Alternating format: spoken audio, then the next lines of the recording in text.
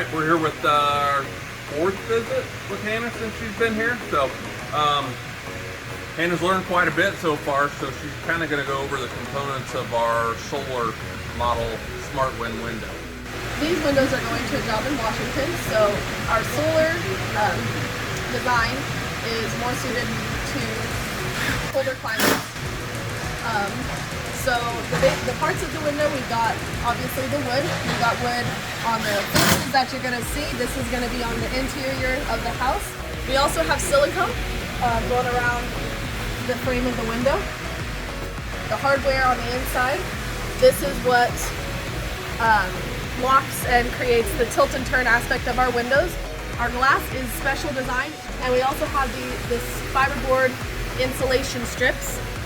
We've got a couple of them going around the frame. This is kind of a special material. I've not seen much other like it in the US, but it is, we use it for insulation, and we find it's very effective.